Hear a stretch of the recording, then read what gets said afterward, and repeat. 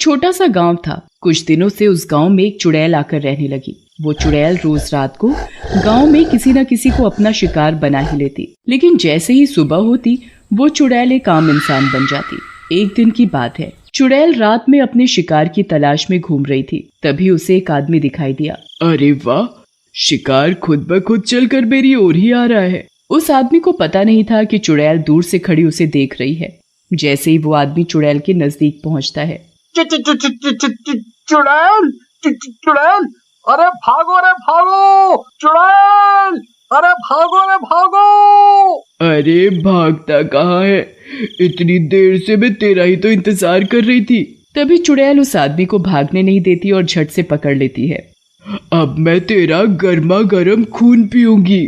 चुड़ैल जी मुझे छोड़ दो, जाने दो मुझे जाने दो, मुझे जाने दो।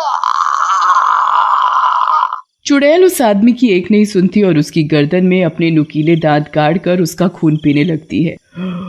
मजा ही आ गया खून पीकर। खून पीने के बाद चुड़ैल आसमान में निकले चांद की तरफ देखकर उससे शक्ति लेने लगती है। ये चांद ही तो मेरी शक्ति का राज है। और फिर कुछ ही देर में सुबह होने वाली होती है। इससे पहले कि कोई मुझे देखे मुझे यहाँ से चले जाना चाहिए। और फिर जैसे ही सुबह होती है, देखते ही देखते चुड़ैल एक आम औरत के रूप में आ जाती है। मेरी शक्ति, मेरी शक्ति, मैं अपने आप को कमजोर महसूस कर रही हूँ।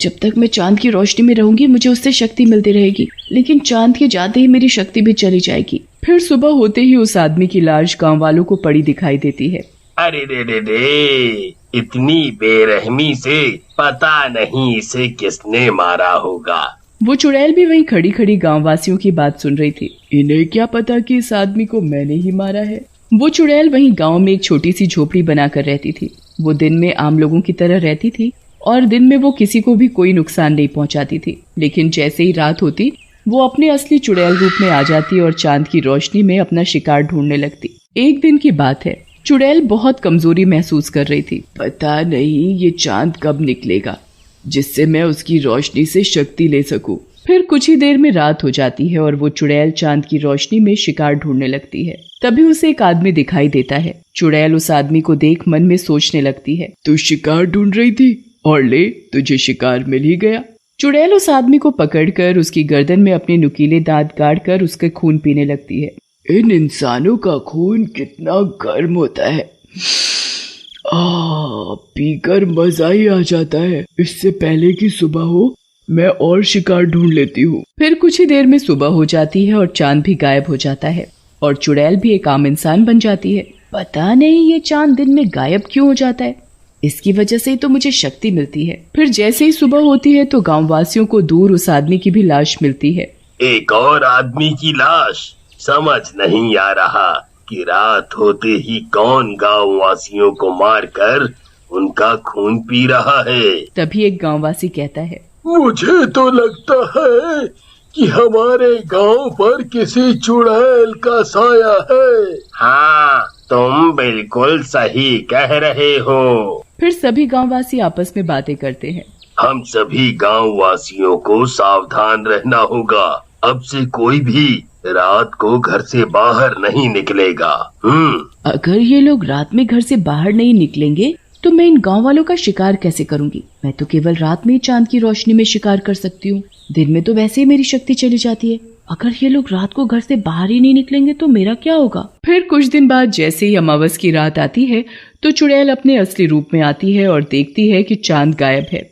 अब तो चांद की रोशनी न मिलने के कारण चुड़ैल बिलबिला जाती है। ये चांद भी न जाने अमावस को क्यों गायब हो जाता है। चांद की रोशनी न मिलने से चुड़ैल की हालत खराब होने लगती है। चांद, मुझे चांद चाहिए। चांद चांद चांद, मुझे चांद चाहिए। फिर जैसे ही दिन निकलता है चुड़ैल एक आम औरत के रूप में आकर, मुझे बहुत कमजोरी महसूस हो रही है, ऐसे तो मैं मर जाऊंगी। चुड़ैल पूरा दिन ऐसे ही तड़पती रहती है। फिर जैसे ही रात होती चुड़ैल आसमान की तरफ देखने लगती है। ये चांद भी न जाने कब निकलेगा, ऐसे तो मेरी जितनी भी बची खुची शक्ति है वो भी खत्म हो जाएगी। तभी चुड़ैल के मन में एक विचार आता है, क्यों ना मैं चांद को ही चुरा लूं, जिससे चांद हमेशा मेरे पास ही रहेगा और मेरी शक्ति भी कम नहीं होगी। फिर कुछ दिनों बाद जैसे ही चांद दिखाई देने लगता है तो चुड़ैल एक मटका लेकर सीधा आसमान में चांद के पास पहुंच जाती है और चांद को तोड़कर धरती पर ले आती है। फिर उस चांद को चुड़ैल एक मटके में कैद कर लेती है। आखिर मैंने चांद को चुरा ही लिया। फिर चुड़ैल मटके को अपने कमरे में रख देती है, लेकिन चांद ना निकलने के कारण पूरे गांव में अंधेरा ही अंधेरा छा गया। सभी गांववासी आपस में बातें करते हैं। आज इस चांद को क्या हो गया? कितनी देर हो गई, निकल ही नहीं रहा। सारी रात निकल जाती है पर चांद नहीं निकलता। ऐसे ही कुछ दिन बीत जाते हैं पर चांद फिर भी नहीं निकलता तो गांववासियों को चिंता सताने लगती है। न जाने ये चांद को क्या हो गया है जो आजकल दिखाई ही नहीं देता। आज से पहले तो ऐसा कभी नहीं हुआ। ये तो बड़ी चिंता की बात है भाई।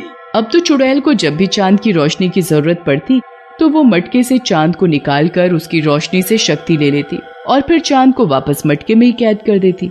और अंधेरा होने की वजह से चुड़ैल रोज रात को और भी मजे से गांववासियों का शिकार करती, पर किसी को ये बात पता नहीं चल पा रही थी कि गांववासियों को कौन मार रहा है। ऐसे ही एक दिन की बात है, चुड़ैल रात को मटके से चांद निकालकर उसकी रोशनी से शक्ति ले रही थी।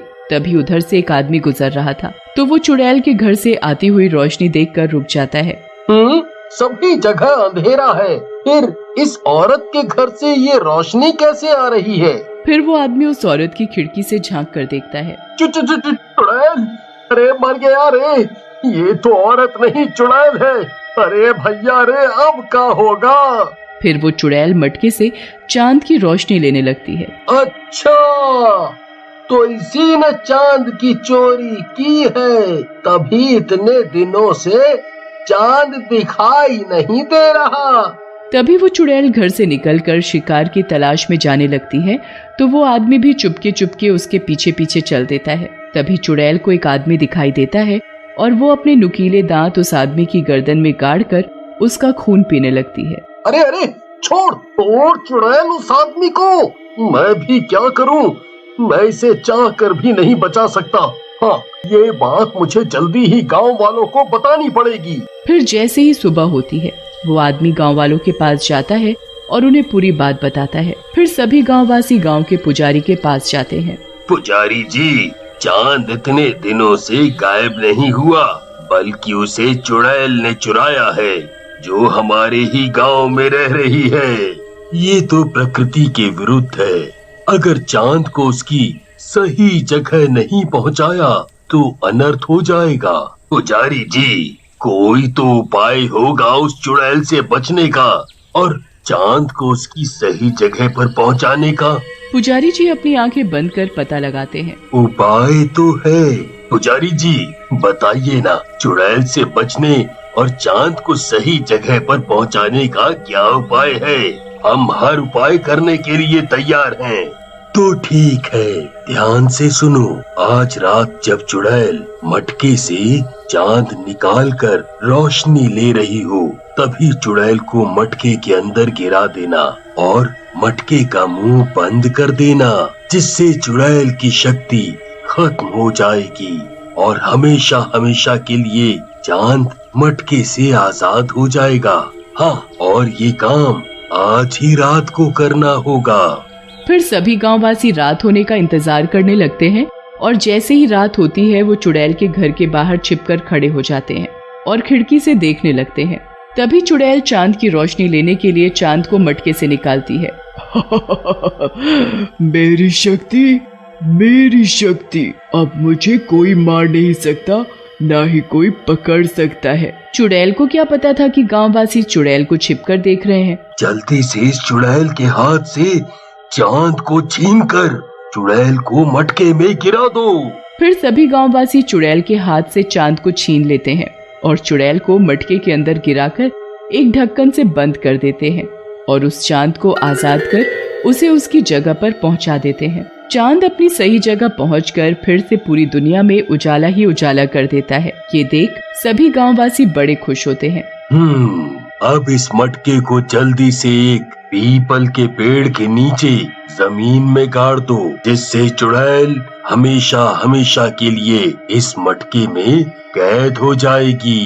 पुजारी सभी गांववासियों के साथ जाकर एक पीपल के पेड़ के नीचे उस मटके को दबा देता है, जिससे चुड़ैल के साए से गांववासियों को मुक्ति मिल जाती है।